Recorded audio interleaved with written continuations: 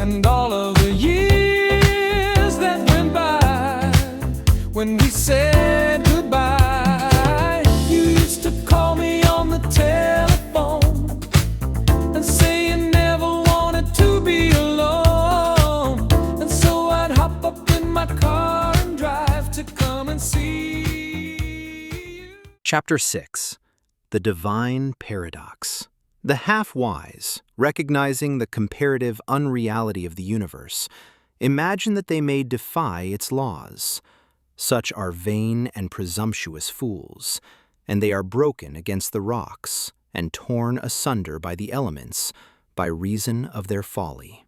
The truly wise, knowing the nature of the universe, use law against laws, the higher against the lower, and by the art of alchemy transmute that which is undesirable into that which is worthy, and thus triumph.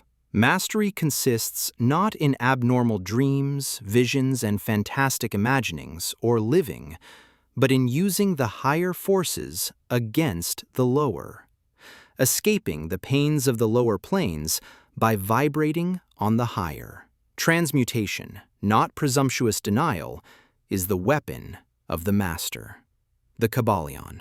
This is the paradox of the universe, resulting from the principle of polarity, which manifests when the all begins to create.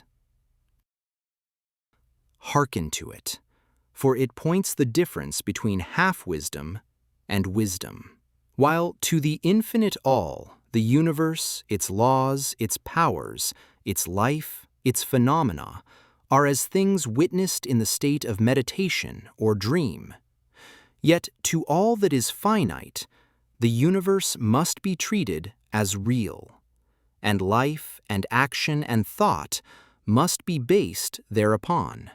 Accordingly, although with an ever-understanding of the higher truth, each according to its own plane and laws. Were the all to imagine that the universe were indeed reality, then woe to the universe, for there would be then no escape from lower to higher, divineward. Then would the universe become a fixity, and progress would become impossible. And if man, owing to half-wisdom, acts and lives and thinks of the universe as merely a dream, akin to his own finite dreams, then indeed does it so become for him, and like a sleepwalker, he stumbles ever around and around in a circle, making no progress, and being forced into an awakening at last by his falling, bruised, and bleeding over the natural laws which he ignored.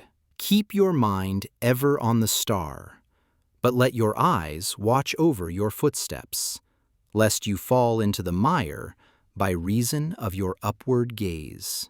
Remember the divine paradox, that while the universe is not, still it is. Remember ever the two poles of truth, the absolute and the relative. Beware of half-truths. What Hermetists know as the law of paradox is an aspect of the principle of polarity. The Hermetic writings are filled with references to the appearance of the paradox in the consideration of the problems of life and being. The teachers are constantly warning their students against the error of omitting the other side of any question, and their warnings are particularly directed to the problems of the absolute and the relative, which perplex all students of philosophy, and which cause so many to think and act contrary to what is generally known as common sense. And we caution all students to be sure to grasp the divine paradox of the absolute and relative, lest they become entangled in the mire of the half-truth. With this in view, this particular lesson has been written. Read it carefully. The first thought that comes to the thinking man after he realizes the truth that the universe is a mental creation of the all is that the universe and all that it contains is a mere illusion, an unreality, against which idea his instincts revolt. But this, like all other great truths, must be considered both from the absolute and the relative points of view. From the absolute viewpoint, of course, the universe is in the nature of an illusion, a dream, a phantasmagoria, as compared to the all in itself. We recognize this even in our ordinary view, for we speak of the world as a fleeting show that comes and goes, is born and dies. For the element of impermanence and change, finiteness and unsubstantiality must ever be connected with the idea of a created universe when it is contrasted with the idea of the all, no matter what may be our beliefs concerning the nature of both. Philosopher, metaphysician, scientist, and theologian all agree upon this idea. And the thought is found in all forms of philosophical thought and religious conceptions, as well as in the theories of the respective schools of metaphysics and theology. So, the Hermetic teachings do not preach the unsubstantiality of the universe in any stronger terms than those more familiar to you, although their presentation of the subject may seem somewhat more startling. Anything that has a beginning and an ending must be, in a sense, unreal and untrue, and the universe comes under the rule in all schools of thought. From the absolute point of view, there is nothing real except the all, no matter what terms we may use in thinking of or discussing the subject. Whether the universe be created of matter or whether it be a mental creation in the mind of the all, it is unsubstantial, non-enduring, a thing of time, space, and change. We want you to realize this fact thoroughly before you pass judgment on the Hermetic conception of the mental nature of the universe. Think over any and all of the other conceptions and see whether this be not true of them. But the absolute point of view shows merely one side of the picture. The other side is the relative one. Absolute truth has been defined as things as the mind of God knows them, while relative truth is things as the highest reason of man understands them. And so, while to the all the universe must be unreal and illusionary, a mere dream or result of meditation, nevertheless, to the finite minds forming a part of that universe and viewing it through mortal faculties, the universe is very real indeed and must be so considered. In recognizing the absolute view, we must not make the mistake of ignoring or denying the facts and phenomena of the universe as they present themselves to our mortal faculties. We are not the all, remember. To take familiar illustrations, we all recognize the fact that matter exists to our senses. We will fare badly if we do not. And yet, even our finite minds understand the scientific dictum that there is no such thing as matter from a scientific point of view. That which we call matter is held to be merely an aggregation of atoms, which atoms themselves are merely a grouping of units of force called electrons or ions, vibrating and in constant circular motion.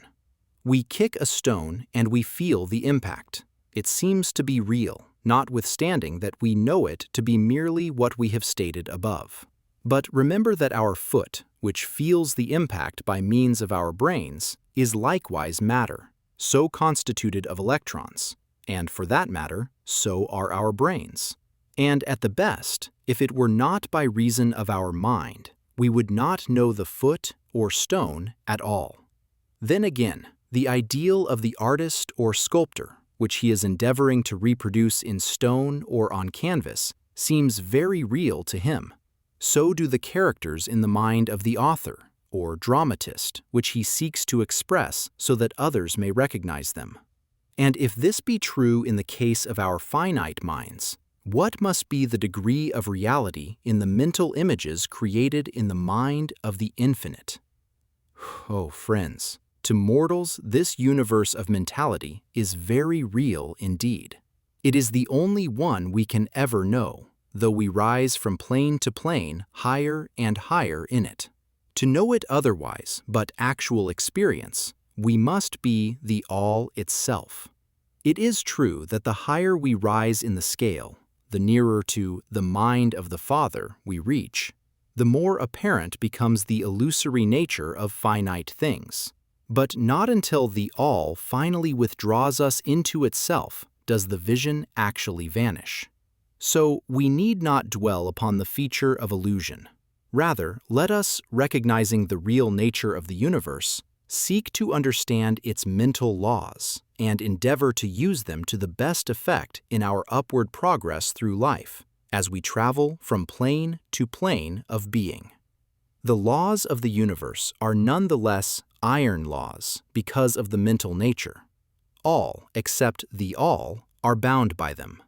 What is in the infinite mind of the all is real in a degree second only to that reality itself which is vested in the nature of the all. So do not feel insecure or afraid. We are all held firmly in the infinite mind of the all, and there is naught to hurt us or for us to fear. There is no power outside of the all to affect us, so we may rest calm and secure. There is a world of comfort and security in this realization when once attained. Then calm and peaceful do we sleep, rocked in the cradle of the deep, resting safely on the bosom of the ocean of infinite mind, which is the all. In the all, indeed, do we live and move and have our being.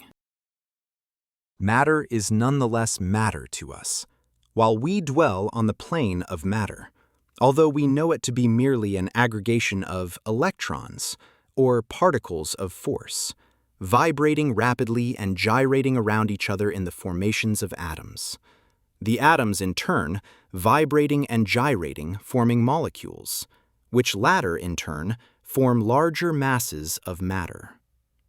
Nor does matter become less matter when we follow the inquiry still further and learn from the Hermetic teachings that the force, of which the electrons are but units, is merely a manifestation of the mind of the all, and like all else in the universe, is purely mental in its nature. While on the plane of matter, we must recognize its phenomena. We may control matter, as all masters of higher or lesser degree do, but we do so by applying the higher forces. We commit a folly when we attempt to deny the existence of matter in the relative aspect. We may deny its mastery over us, and rightly so, but we should not attempt to ignore it in its relative aspect, at least so long as we dwell upon its plane. Nor do the laws of nature become less constant or effective when we know them, likewise, to be merely mental creations. They are in full effect on the various planes. We overcome the lower laws by applying still higher ones, and in this way only. But we cannot escape law or rise above it entirely. Nothing but the all can escape law, and that because the all is law itself, from which all laws emerge. The most advanced masters may acquire the powers usually attributed to the gods of men, and there are countless ranks of being in the great hierarchy of life whose being and power transcends even that of the highest masters among men to a degree unthinkable by mortals. But even the highest master and the highest being must bow to the law and be as nothing in the eye of the all. So that if even these highest beings, whose powers exceed even those attributed by men to their gods, if even these are bound by and are subservient to law, then imagine the presumption of mortal man, of our race and grade, when he dares to consider the laws of nature as unreal, visionary, and illusory, because he happens to be able to grasp the truth that the laws are mental in nature, and simply mental creations of the all. Those laws which the all intends to be governing laws are not to be defied or argued away. So long as the universe endures, will they endure. For the universe exists by virtue of these laws which form its framework and which hold it together. The Hermetic principle of mentalism, while explaining the true nature of the universe upon the principle that all is mental, does not change the scientific conceptions of the universe, life, or evolution. In fact, science merely corroborates the Hermetic teachings. The latter merely teaches that the nature of the universe is mental, while modern science has taught that it is material, or, of late, that it is energy at the last analysis. The Hermetic teachings have no fault to find with Herbert Spencer's basic principle, which postulates the existence of an infinite and eternal energy, from which all things proceed. In fact, the Hermetics recognize in Spencer's philosophy the highest outside statement of the workings of the natural laws that have ever been promulgated. And they believe Spencer to have been a reincarnation of an ancient philosopher who dwelt in ancient Egypt thousands of years ago, and who later incarnated as Heraclitus, the Grecian philosopher who lived BC 500. And they regard his statement of the infinite and eternal energy as directly in the line of the Hermetic teachings, always with the addition of their own doctrine that his energy is the energy of the mind of the all. With the master key of the Hermetic philosophy, the student of Spencer will be able to unlock many doors of the inner philosophical conceptions of the great English philosopher, whose work shows the results of the preparation of his previous incarnations. His teachings regarding evolution and rhythm are in almost perfect agreement with the Hermetic teachings regarding the principle of rhythm. So the student of Hermetics need not lay aside any of his cherished scientific views regarding the universe. All he is asked to do is to grasp the underlying principle of the all is mind, the universe is mental, held in the mind of the all. He will find that the other 6 of the 7 principles will fit into his scientific knowledge and will serve to bring out obscure points and to throw light in dark corners. This is not to be wondered at when we realize the influence of the Hermetic thought of the early philosophers of Greece, upon whose foundations of thought the theories of modern science largely rest. The acceptance of the first Hermetic principle, mentalism, is the only great point of difference between modern science and Hermetic students, and science is gradually moving toward the Hermetic position in its groping in the dark for a way out of the labyrinth into which it has wandered in its search for reality. The purpose of this lesson is to impress upon the minds of our students the fact that, to all intents and purposes, the universe and its laws and its phenomena are just as real, so far as man is concerned, as they would be under the hypotheses of materialism or energism. Under any hypothesis, the universe in its outer aspect is changing, ever-flowing, and transitory, and therefore devoid of substantiality and reality. But, note the other pole of the truth, under the same hypotheses, we are compelled to act and live as if the fleeting things were real and substantial. With this difference always between the various hypotheses, that under the old views, mental power was ignored as a natural force, while under mentalism, it becomes the greatest natural force. And this one difference revolutionizes life to those who understand the principle and its resulting laws and practice. So, finally, students all, grasp the advantage of mentalism and learn to know, use, and apply the laws resulting therefrom. But do not yield to the temptation which, as the Kybalion states, overcomes the half-wise, and which causes them to be hypnotized by the apparent unreality of things, the consequence being that they wander about like dream people, dwelling in a world of dreams, ignoring the practical work and life of man. the end being that they are broken against the rocks and torn asunder by the elements by reason of their folly. Rather follow the example of the wise, which the same authority states, use law against laws, the higher against the lower, and by the art of alchemy transmute that which is undesirable into that which is worthy, and thus triumph. Following the authority, let us avoid the half-wisdom, which is folly, which ignores the truth that mastery consists not in abnormal dreams, visions, and fantastic imaginings or living, but in using the higher forces against the lower, escaping the pains of the lower planes by vibrating on the higher. Remember always, student, that transmutation, not presumptuous denial, is the weapon of the master. The above quotations are from the Kybalion and are worthy of being committed to memory by the student. We do not live in a world of dreams, but in a universe which, while relative, is real so far as our lives and actions are concerned. Our business in the universe is not to deny its existence, but to live, using the laws to rise from lower to higher, living on, doing the best that we can under the circumstances arising each day, and living, so far as is possible, to our biggest ideas and ideals. The true meaning of life is not known to men on this plane, if indeed to any. But the highest authorities and our own intuitions teach us that we will make no mistake in living up to the best that is in us, so far as is possible, and realizing the universal tendency in the same direction, in spite of apparent evidence to the contrary.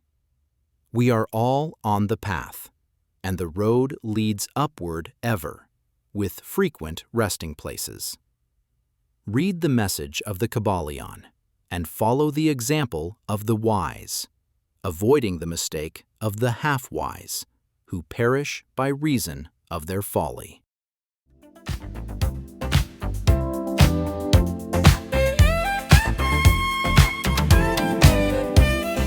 Thinking about you and what we went through, and all of the years that went by when we said goodbye. You used to call me on the telephone and say you never wanted to be alone, and so I'd hop up in my car and drive to come and see